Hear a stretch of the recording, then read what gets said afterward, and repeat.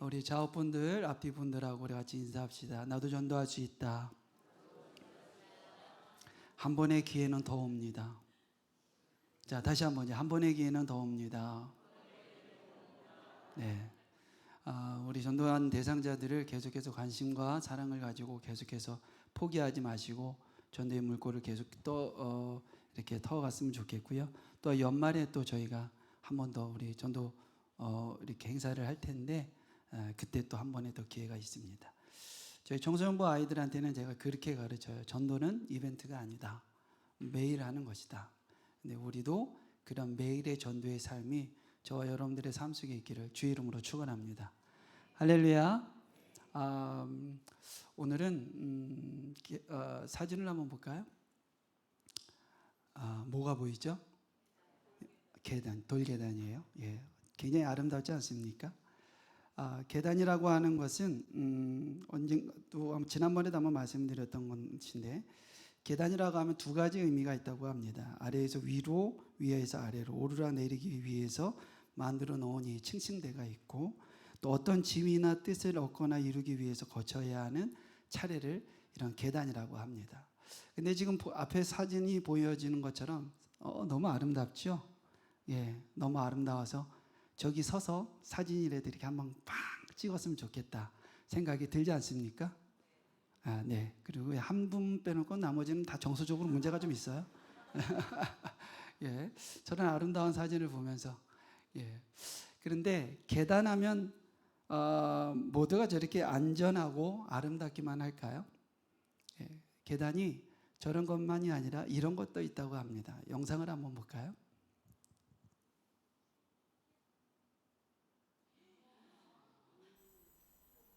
안녕하세요. 오늘은 세상에서 가장 무서운 등산 코스를 소개하겠습니다. 그것은 바로 오스트리아 헬슈타트 보사우캄 야고베의 사다리입니다. 보사우캄은 영화 사운드 오브 뮤직 촬영지로 우리에게 친숙합니다. 헬슈타트에서 10km 떨어진 보사우캄 봉우리의 야고베 사다리는 약 40m의 사다리가 수직으로 설치된 두 봉우리를 이어줍니다. 첫 발걸음을 떼는 바닥부터 끝나는 바닥까지 공중에 떠있어 출렁다리처럼 많이 흔들리고 안전장치는 애초부터 없었기에 의지할 곳은 없습니다. 이곳 주민들에게는 다른 별칭으로 천국으로 가는 계단이라고 불리는데 천국이 과연 어디일까요? 물론 사다리를 오르고 나면 알프스산 어디... 자, 언젠가 저랑 한번 가보시고 싶으신 분 계세요? 예, 꼭 한번 가봤으면 좋겠네요. 예. 예, 몇 분이, 네. 박중순 권사님도 가신다고요? 할렐루야. 예, 기대가 됩니다. 예. 계단하면 아름다운 계단도 있지만 지금 우리가 본 저걸 야곱의 계단, 천국의 계단이라고 얘기를 하는데 40m의 길이가 된다고 합니다. 근데 저 계단을 통해야지만 저 정상을 짚을 수가 있어요. 근데 보기에도 너무 아찔하죠. 예, 걷고 싶은 생각이 별로 듣지 않고 도전해보고 웬만한 강신장 가지고는 도전해보고 싶은 생각이 들지도 않습니다. 계단을 우리가 오르는 계단은 아름다운 계단도 있겠지만 대부분의 계단이 저렇게 위험하고 어렵고 극복해야 되는 계단들이 참 많이 있는 것 같습니다. 그러면 오늘 우리는 주제를 가지고 하나의 주제를 가지고 얘기를 하려고 하는데 그것은 바로 성숙이라고 하는 거예요. 그러면 우리는 성숙을 위해서 어떤 계단을 지금 여러분들은 걷고 계시는지요? 그냥 평범한 계단을 걷고 계시는지 성숙을 위해서 그것이 어려워도 저 야곱의 계단처럼 저 천국의 계단처럼 저런 위험한 계단이라 할지라도 성숙을 위해서 나는 달려가고 있는지 우리의 현재의 성숙을 위한 계단은 어떤 계단을 밟고 있는지 돌아보는 그런 시간이 되어줬으면 좋겠습니다. 야고보는 그 성숙을 위해서 우리에게 주어져야 될 것이 있는데 그것을 말씀으로 이야기를 하고 있어요. 야고보는 굉장히 많이 집약적으로 야고보는 우리에게 행위신학을 많이 이야기를 합니다. 믿음의 결과가 행위로 나타난다는 것을 이야기를 하는데 행위가 나타나기 이전에 야고보가 계속해서 말하고 있는 것은 성경이에요. 그리고 그 말씀을 대하는 우리의 태도가 어떤 태도냐에 따라서 우리가 성숙하느냐 성숙하지 않느냐 이렇게 갈림길로 나눠진다는 것을 이야기합니다. 그래서 오늘 1장 19절의 말씀을 들어서 오늘 본문을 읽어서 세 가지 이야기를 할 텐데 그 첫 번째는 바로 말씀을 대하는 첫 번째가 들으라고 하는 것입니다. 우리 1장 19절 말씀을 한번 다시 한번 읽겠습니다. 시작.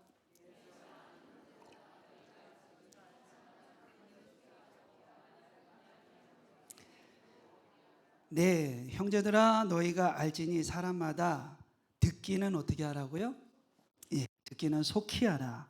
듣기는 속히 하라고 하는 이 말을 우리가 잘못 생각을 하면 이렇게 생각을 할 수도 있을 것 같아요. 말을 많이 하지 말고 상대방의 말을 잘 들으라는 것으로 우리가 오해를 할 수도 있을 것 같습니다. 그런데 여기서 말하고 있는 야고보가 이야기하는 듣기는 속히 하라고 하는 그 말은 우선순위에 대한 이야기예요. 그러니까 무엇을 먼저 들어야 하는가를 먼저 이야기를 하는 것입니다. 우리의 모든 삶 속에서 우리가 가장 먼저 들어야 될 말이 무엇이냐라는 것을 이야기하는 거예요. 무엇을 가장 먼저 들어야 될까요? 무엇이요? 하나님의 말씀인 것입니다. 할렐루야. 야고보는 그것을 이야기하는 겁니다. 듣기는 속히 하라. 그것은 너희 귓가에 많은 이야기들이 들려질 터인데 그 많은 이야기를 듣기보다 먼저 듣고 행동의 반응을 보여야 될 것은 바로 여호와 하나님의 말씀이라는 것을 이야기를 하고 있는 거예요. 우리는 태생이 어떤 태생이냐면 하나님의 진리의 말씀으로 재탄생한 그런 태생을 가지고 있어요. 할렐루야. 우리는 육신으로 태어났긴 했지만 우리가 거듭날 수 있는 유일한 것이 무엇으로 되어졌습니까? 예수 그리스도의 복음으로. 그 복음의 근거가 육신이 되어 이 땅에 오신 것이 말씀인 것이고 그 예수 그리스도의 말씀이 이날에 선포되어진 것이 기록이 되어 우리에게 전달되어진 것이 바로 성경인 것이에요. 그러니까 우리가 진리로 태어난 이 생명이기 때문에 우리의 체질에 가장 적합한 것이 있다면 그것은 바로 하나님의 말씀인 것입니다. 할렐루야. 맞습니까? 틀립니까? 맞습니까? 예, 저도 맞다고 생각을 합니다. 우리의 체질에 가장 맞는 것은 바로 하나님의 말씀입니다. 사람의 몸에 그것을 예로 한번 들어보면 이런 것이에요. 여러분, 몸이 아프거나 감기가 오면 산의 진미가 눈에 보이는 것이 맛있어 보인다 할지라도 입에 땡기나요? 안 땡겨요. 예, 몸이 아프면 산의 진미라 할지라도 그것이 그냥 맛있어 보이기는 하는데 내 입에는 땡기지 않습니다. 그리고 우리가 그 음식을 자꾸 거부해요. 그런데 왜 음식을 그렇게 먹기 싫고 막 모래알을 씹는 것처럼 느껴지지만 억지로라도 음식을 먹는 이유가 무엇이에요? 네? 살기 위해서. 네? 다들 어디 가셨어요? 예, 우리가 음식을 억지로 먹는 이유는 살기 위해서입니다. 저에겐 아픈 과거가 있잖아요. 그 의사가 항암을 할 때 저에게 첫 번째 조건을 이렇게 이야기를 하더라고요. 목사님, 이제 항암을 할 터인데 만약에 목사님이 음식을 막 거부한다고 안 먹게 되면은 이 항암을 할 필요가 없습니다. 음식을 꼬박꼬박 하루에 9끼를 매일같이 잘 챙겨서 먹을 것이라고 저랑 약속을 할 것이라면 그러면 항암을 시작하겠습니다. 이렇게 얘기하더라고요. 그러면서 끝말에 이렇게 얘기를 하는 거예요. 목사님, 지금부터 목사님이 먹는 음식은 입에 맞아서 먹는 것이 아니라 살기 위해서 먹는 것입니다. 이렇게 얘기하는 거예요. 우리의 몸이 그래요. 아프거나 감기가 오면 그렇게 평상시 그렇게 잘 먹던 음식도 이렇게 먹기가 싫어져요. 거부감이 옵니다. 그런데 왜 억지로 먹습니까? 살기 위해서 먹는 거예요. 그렇죠? 그거 먹기 싫다고 안 먹으면 어떤 분은 뭐 다이어트에 대해서 좋지요. 뭐 그것도 하루 이틀이죠. 몇 날 며칠 그렇게 되면 어떻게 되겠어요? 체력 고갈이 되어지고 쓰러집니다. 말씀도 똑같습니다, 여러분. 우리의 육신이 우리의 영적인 것이 병이 들었다는 것을 무엇으로 직감할 수 있을까요? 말씀이 멀어질 때, 말씀이 먹고 싶어지지 않을 때, 말씀이 내 삶 속에 좌우되지 않을 때, 말씀의 조명을 따라가지 않을 때 우리는 진단해 줘야 돼요. 말씀과 점점 거리가 멀어지는 삶은 우리가 이미 병들었다고 하는 삶입니다. 할렐루야. 그렇기 때문에 여러분, 우리의 삶 속에서 말씀이 들려지지 않고, 말씀을 듣고자 하지 않고, 말씀을 보고자 하지 않고, 말씀과 점점 멀어지는 현상이 있다면 우리는 그대로 있으면 안 되는 거예요. 그러면 우리는 결국은 어떻게 될까요? 죽습니다. 영이 죽어요. 그래서 우리가 살기 위해서는 다시 무엇으로 돌아가야 될까요? 말씀으로 돌아가야 되는 겁니다. 할렐루야. 말씀이 주어질 때에 비로소 우리의 본연의 태생인 하나님이 거룩한 말씀으로 우리를 다시 살려주시고, 예수 그리스도의 그 복음의 은혜로 우리를 다시 회복시켜 주신 것처럼 우리가 그 안에 들어갈 때에 우리가 다시 살 수 있는 것이에요. 그래서 말씀을 열심히 붙잡고 열심히 말씀을 따라가야 되는 것입니다. 그런데 문제는 그거예요. 말씀을 성경에 보면 그 말씀을 우리가 말씀으로 돌아가야 하는데, 말씀을 어떻게 읽어야 되는지, 어떻게 말씀을 연구해야 되는지, 이것에 대해서 기록되어진 것이 없어요. 왜 그러냐면 말씀을 우리가 시작점인 말씀은 연구에서부터 시작되어지는 것이 아니라 말씀은 듣는 것에서부터 시작되어져야 되기 때문에 그렇습니다. 우리가 말씀은 방법보다 중요한 것이 경청하는 마음에서 일어나는 것이에요. 그래서 우리는 믿음이 무엇에서부터 자라난다고요? 들음에서부터 자라나는 것처럼 말씀을 우리가 듣는 것에 집중을 다하는 저와 여러분들이 되어지기를 주 이름으로 축원합니다. 할렐루야. 말씀을 듣지 않으면, 말씀을 들으려고 하지 않으면 우리는 이 땅을 분별할 수가 없어요. 요즘에 목사님들 중에서 이렇게 많이 의논하고 있는 것이 무엇이냐면 용어입니다. 용어. 기독교 용어 중에 의식 있는 분들이 이 언어는 사상을 표현하는 것이고, 이 용어라고 하는 것은 그 사람이 가지고 있는 사상을 표출하는 것이다, 이렇게 이야기를 해요.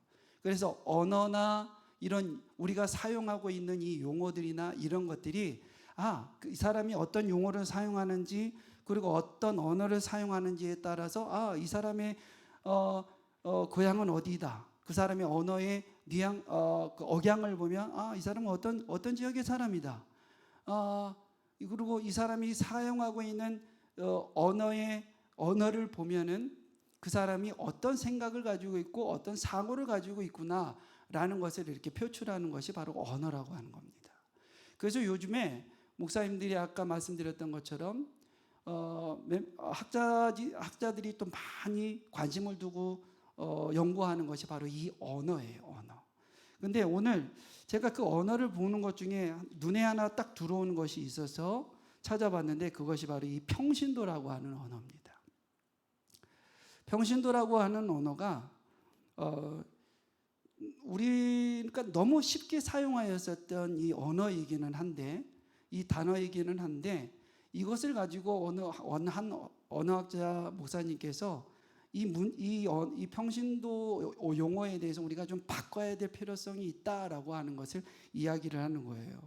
왜 그러냐면 이 평신도라는 어휘에 유래가 되어져 있는 단어가 영어 단어로는 레이티라고 하는 단어로 되어져 있는데, 이 레이티가 헬라어의 근원이 어딘가 찾아서 가봤더니 라이코스라고 하는 걸로 되어 있어요. 그러니까 이 라이코스, 라오스에서 파생된 것이 바로 이 라이코스인데, 이것이 뜻하고 있는 것은 일반 백성이라는 것을 뜻합니다. 그러니까 이 레이티, 헬라어에서는 이 라이코스, 이것이 뜻하고 있는 것이 일반 백성이에요. 근데 이 일반 백성이 이 라이코스라고 하는 이것을 주후 2세기경에 클레멘스라고 하는 사람이 고린도 교회에 서편을 보내면서 이런 대제사장과 제사장과 레위인과 이런 것을 구별되어져서 그 직분들을 이렇게 기록을 한 저서가 있습니다.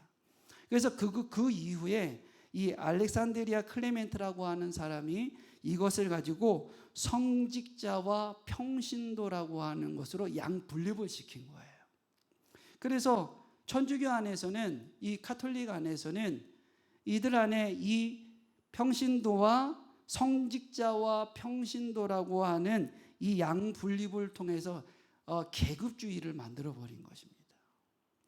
그래서 평신도의 어원이 라오스는 원래는 이 평신도라고 하는 이 단어로 써 있었던 이 라오스라고 하는 것은 원래는 언어학적으로 들어가면 백성 전부 혹은 교회 공동체 전체를 뜻하는 것인데, 이 클레멘트라고 하는 알렉산드리아 클레멘트라고 하는 사람은 이것을 계급주의로 나눠버리는 거예요. 그래서 사제와 평신도, 사제와 평신도를 나눠서 이 레이티라고 하는 단어를 오용해서 쓰는 겁니다. 그런데 문제는 무엇이냐면 이것을 카톨릭에서 계속 쓰고 있어요.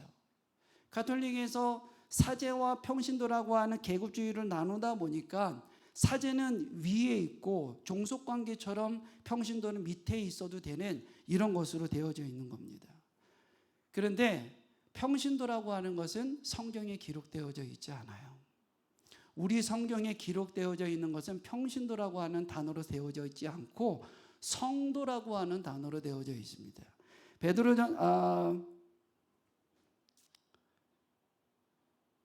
마태복음 27장 57절의 말씀에 보면 이렇게 되어져 있습니다. 무덤들이 열리며 자던 성도의 몸이 많이 일어나되, 이렇게 되어져 있고요. 사도행전 9장 41절의 말씀에 보면 베드로가 손을 내밀어 일으키고 성도들과 과부들을 불러들여 그가 살아난 것을 보이니, 다 성도라고 하는 단어로 되어져 있어요. 평신도라고 하는 단어로 되어 있지 않고. 성도는 무엇이에요, 여러분? 한문으로 뜻하면 거룩할 성에, 도자가 무리도자입니다. 그러니까 거룩한 성도들이, 거룩한 사람들이 모여 있는 것을 성도라고 이야기를 하는 거예요. 그래서 우리는 평신도라고 하는 단어보다는 성도라고 하는 단어가 성경에 더 입각되어져 있는 단어라고 하는 것입니다. 그러면 이 평신도가 왜 문제가 될까요, 여러분? 이 평신도라고 하는 단어가 우리가 그냥 무의식 중에 사용하고는 있는데, 우리의 은연 중에 어떤 현상이 일어나냐면 사제와 평신도, 성직자와 평신도, 이 구분을 통해서 계급주의적인 것으로 나누게 되어진다는 것이에요. 계급주의가 왜 무서울까요, 여러분? 우습게 얘기를 하나 할까요? 주일날 아침에 어느 날 어머니가 아들을 깨웁니다. 아들을 막 깨우는데 일어나라 아들아, 일어나라 아들아 하는데 아들이 일어나질 않는 거예요. 그래서 어머니가 아들한테 이야기합니다. 네가 지금 일어나야 될 당위성 3가지를 얘기할게. 왜 네가 꼭 일어나야 되는지 3가지를 이야기를 할게. 첫 번째, 오늘은 거룩한 주일이란다. 두 번째, 네 나이가 올해 50이야. 세 번째, 적어도 설교는 해야 되지 않겠니? 누구예요? 목사님이에요. 목사님이 주일 예배 빼먹으면 돼요, 안 돼요? 안 돼요, 안 돼요. 나이 50에 주일 성수를 하지 않는 목사라 얘기 들을 수 있을까요, 여러분? 없어요? 그러면 성도는요? 성도는 괜찮습니까? 성도는 상처받고 힘들고 괴롭고 외롭고 아픔이 있으면 주일 성수 빼도 됩니까? 계급주의가 이만큼 무서운 겁니다, 여러분. 목사는 꼭 지켜야 되고 성도는 괜찮은 것 같은 착각, 이것이 사단이 우리에게 주는 유혹이라고 하는 것이에요. 언어적 유혹.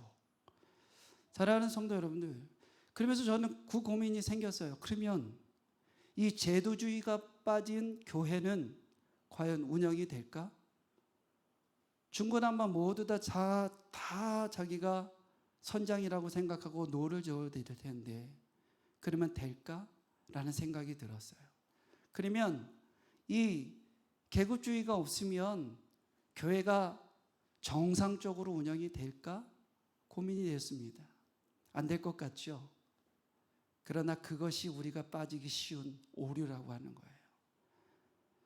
계급주의가 탈피된 성도라고 하는 것은 거룩한 하나님의 백성들, 말씀으로 무장되어지고 말씀에 몸을 담고 말씀에 순종하여 달려가는 사람들, 그것을 성도라고 얘기하는 거예요. 목회자이기 때문에 주일 성수를 빼먹으면 안 되는 것이 아니라 성도이기 때문에 말씀에 순종해야 되는 것이 우리의 모습이어야 되는 것이고 우리의 삶이어야 된다는 것을 말씀을 하고 있는 것입니다. 사랑하는 성도 여러분들, 우리가 잊지 말아야 될 것이 바로 이것이에요. 사단은 이렇게 우리를 유혹합니다. 우리가 들어야 될 것을, 먼저 들어야 될 것을 듣지 못하게 하고 후자에 들어야 될 것들을 듣게 함으로 선후가 바뀌게 하는 것이에요. 사랑하는 성도 여러분들, 우리가 먼저 듣기를 원하는 것은 하나님의 말씀이 되어지기를 주 이름으로 축원합니다. 할렐루야. 우리가 하나님의 말씀을 먼저 듣는다면, 그 안에 반응하여 순종한다면 우리는 반드시 우리의 삶의 변화와 우리의 삶 속에 하나님의 칭찬 듣는, 내가 보기에 심히 좋았더라, 내가 너를 너무 잘 창조하였더라, 이런 칭찬 듣는 인생이 될 줄 믿습니다. 두 가지를 더 이야기해야 되는데 오늘 여기까지만 하도록 하겠습니다. 하나는 우리가 첫 번째 하나만 얘기했는데 성수기 계단의 첫 번째가 뭐라고요? 듣는 것입니다. 듣는 것. 찬양단 나오셔서 우리 같이 찬양하고 기도하도록 하겠습니다.